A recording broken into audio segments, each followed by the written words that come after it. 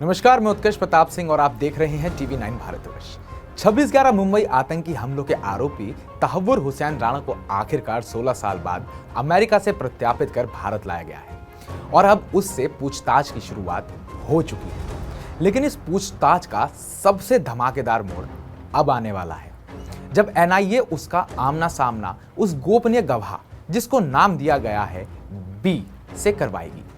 ये भी वही व्यक्ति है जिसने खुद हेडली को 2006 में मुंबई में रिसीव किया था और उसके लिए रहने सहने की सारी व्यवस्था भी की थी। गुरुवार शाम 6 बजे दिल्ली पहुंचने के बाद राणा को देर रात पटियाला हाउस कोर्ट में पेश किया गया, जहां स्पेशल एनआईए कोर्ट ने उसे 18 दिन की रिमांड पर भेजा। कोर्ट के आदेश के बाद सुबह तक उसे एनआईए हेडक्वार्टर में आराम दिया गया और फिर शुक्रवार सुबह से पूछताछ का सिलसिला शुरू हुआ।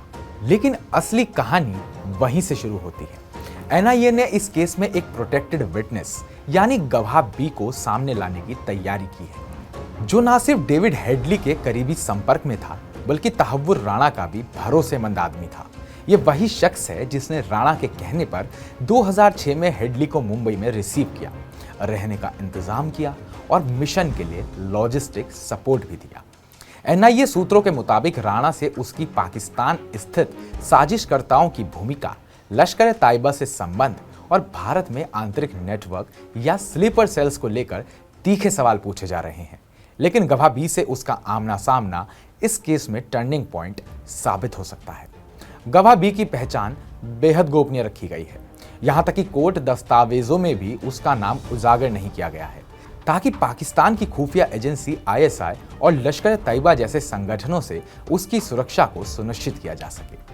आइए जरा आपको थोड़ा विस्तार से बताते हैं कि तहव्वुर राणा की 26/11 हमलों में भूमिका क्या थी। तहव्वुर राणा पाकिस्तानी मूल का कनाडाई नागरिक है, जिसने अपने इमिग्रेशन फॉर्म का इस्तेमाल कर डेविड हेडली को भारत भेजा। फिर हेडली ने भारत में कई शहरों की रेकी की, खासकर मुंबई की। उसने उन ठिकानों को जो बाद में हमले का निशाना बने गहराई से परखा। राणा और हेडली के बीच कई ईमेल्स और कॉल्स के रिकॉर्ड एफबीआई द्वारा 2009 में रिकॉर्ड किए गए, जो अब भारत में सबूत के रूप में इस्तेमाल किए जा रहे हैं। एनआईए का फोकस है 2006 से 2009 के बीच हेडली की भारत यात्राओं, उसके संपर्कों और राणा द्वारा दिए गए सपोर्ट सिस्टम की तह तक जाना। कौन कौन लोग राणा के इशारे पर हेडली से मिले, किसने सुविधाएं दी, कौन थे वो स्थानीय चेहरे जो इस अंतरराष्ट्रीय साजिश के पायदान बने। अब यहां बड़ा सवाल ये है कि क्या तहव्वुर राणा गवाह बी की आंखों में आंखें डाल पाएगा? क्या एनआईए उस अंतिम कड़ी तक पहुंचेगी जो 26/11 हमले की गहराई को उजागर करेगी? राणा से इस पूछताछ पर न सिर्फ भारत बल्कि अंतरराष्ट्रीय सुरक्षा एजेंसियों की भी नजर है।